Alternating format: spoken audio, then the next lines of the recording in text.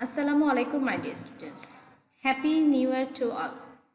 Welcome to the chemistry class for my students of Standard 10. Hope all of you are very fine and safe.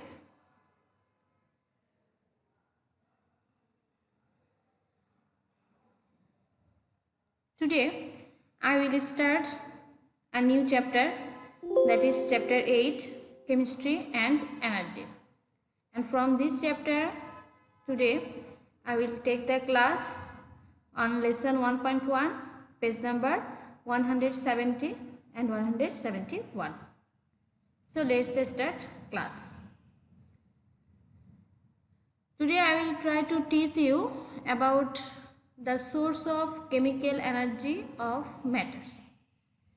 You know that matters are composed of atoms or molecules, and these atoms or molecules are combined together due to some attraction force, which are known as chemical bond.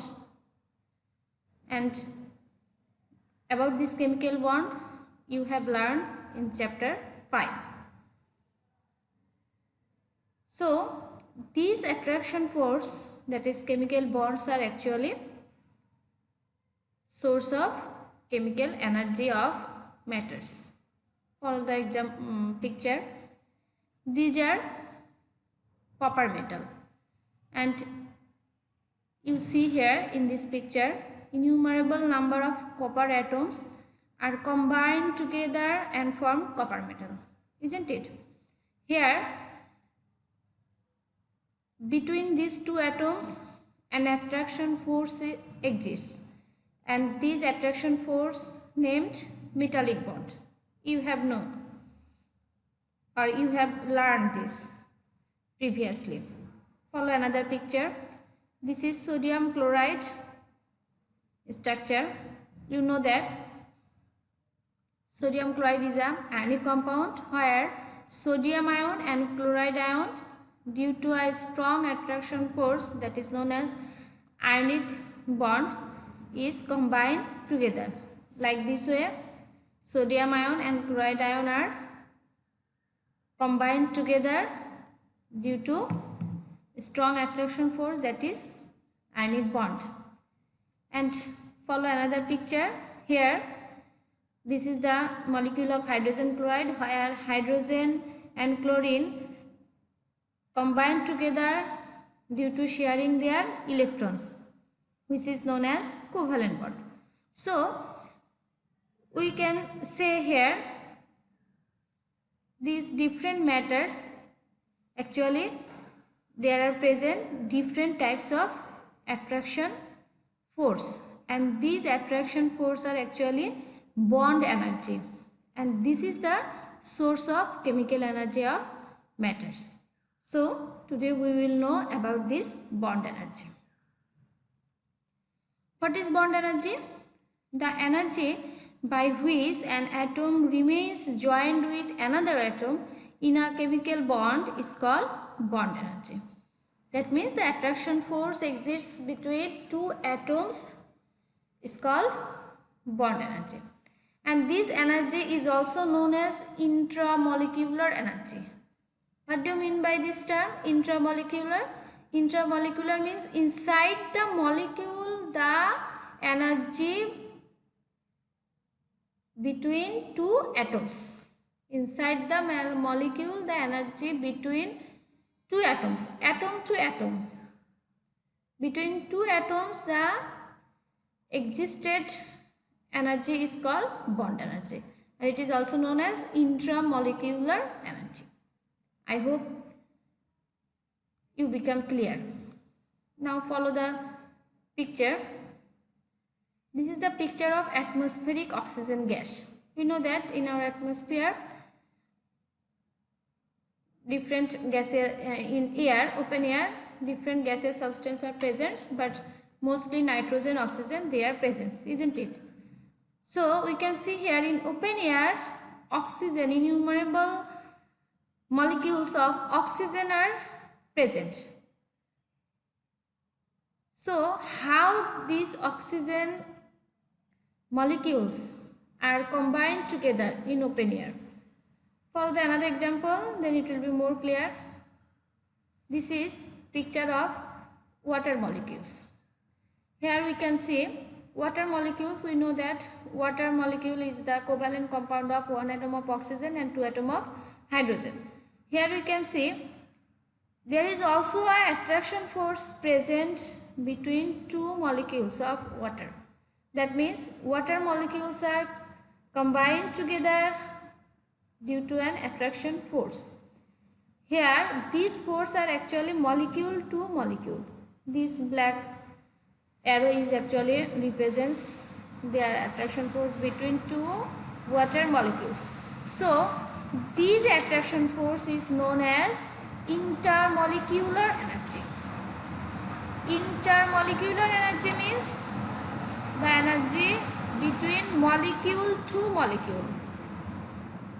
Intramolecular means the energy between two atoms inside the molecule, and intermolecular energy means the energy between two molecules. In a covalent compound, the energy that keeps the molecules combined with each other is called intermolecular energy.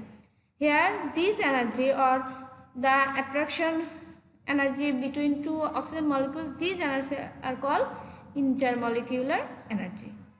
So I hope you become clear about intramolecular energy and intermolecular energy. Actually these energies are the source of chemical energy of matters.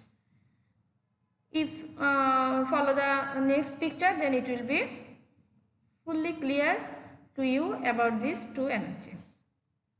Follow here two water molecules. So what is intramolecular energy? The attraction or the energy between oxygen atom and hydrogen atom. This energy is known as intramolecular energy, and the energy between two water molecules, this energy is known as intermolecular energy. So I hope you now fully clear about intramolecular and intermolecular energy. Now the intramolecular energy, especially ionic bond, is stronger than intermolecular energy. That means intramolecular energy is more stronger than intermolecular energy, and for this the melting point and boiling point of ionic compound is greater than the covalent bond substances. That means the attraction force between two atoms is more stronger than the attraction force between two molecules. For this, follow for the example, the melting point of sodium chloride salt is what? 801 degrees centigrade, and boiling point is 1465 degrees centigrade. Whereas the melting point of ice water molecules is just 0 degrees centigrade. So why? Because the attraction force between sodium ion and chloride ion is more stronger. For this, huge heat energy is needed to break this attraction force, whereas the covalent compound water molecules and the intermolecular energy between two water molecules is less than ionic bond. For this, very less energy is needed to break this intermolecular energy, and solid ice turns into liquid water. So we can say the intramolecular energy is more stronger than intermolecular energy. Another matters are here.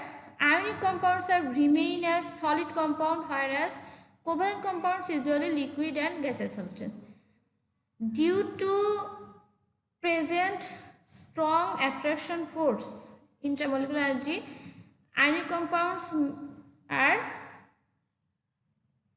exists as solid compound. Most of the ionic compounds, all ionic compounds are actually solid compounds, because inside the ions there is present a strong attraction force.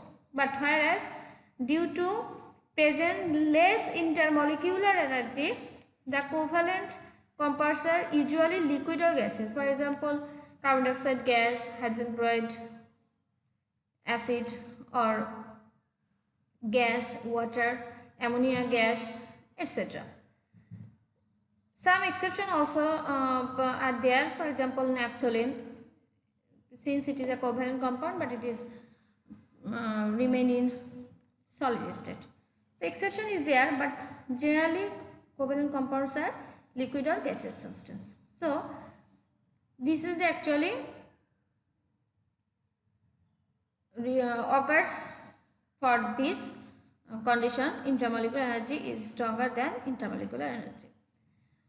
Also, the intermolecular energy in a covalent compound which consisting different atoms is greater than the similar atoms. That means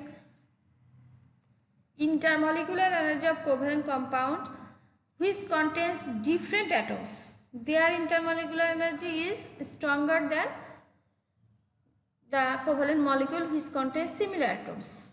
So their intermolecular energy is more when the covalent compound contains different atoms than the similar atoms. That means when covalent compound of carbon dioxide gas, intermolecular energy of carbon dioxide gas is greater than hydrogen gas or chlorine gas, etc. Just you have to know this conception, you have to know this matter, and you have to remember. Now I will discuss about transformation of energy in chemical reactions. Actually, you know that all matters has some energy, and especially in chemical reactions, to occur the reactions, the reactants either needs energy, or if the energy of reactants are more, in that cases after the reaction we will get some extra energy as heat, electricity, sound, light, etc. That means if the energy of reactants is less than products, so for occurring the reaction, the reactant needs to take the more energy from surroundings. For example, sometimes to occur a reaction, heat is to be applied, isn't it?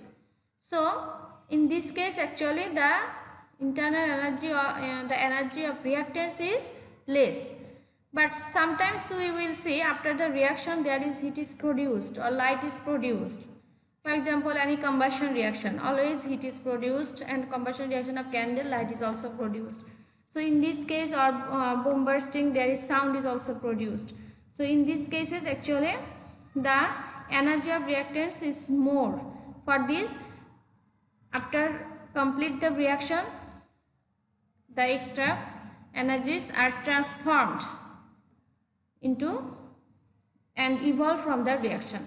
So here this is the actually transformation of energy in chemical reaction. Actually during a chemical reaction energy is transformed. Now we will know about units of measurement of energy. That means which unit we will use to measure the energy. Previously calorie or kilocalorie was used, and 1 calorie actually the heat applied to raise the temperature of 1 gram water by 1 degree centigrade is called 1 calorie. That means to raise the temperature of 1 gram water by 1 degree centigrade. For example, if you are taken 25 degree centigrade 1 gram water, and to raise its temperature 26 degree centigrade, the applied heat is known as 1 calorie, and 1 kilocalorie is 1000 calorie. These are the short form of calorie and kilocalorie. But at present, instead of calorie or kilocalorie, joule is used as the international standard unit to measure all kinds of energy, where 1 joule is actually the amount of work done by a force of 1 Newton acting through a meter through 1 meter displacement. That means to displace a substance 1 meter, the work done by applying 1 Newton force. That means by applying 1 Newton force, if we displace a substance just 1 meter, then the work done to do this is called 1 joule, and 1 kilojoule equal to 1000 joule. And the relation between joule and calorie is actually like this: 1 calorie equal to 4.18 joule. You have to remember this relation for calculation the heat energy. So my dear students, today up to this, and in next class we will learn about the heat change in a chemical reactions, and we will practice calculation based on heat change. So today up to this, everybody be well and be safe. Goodbye.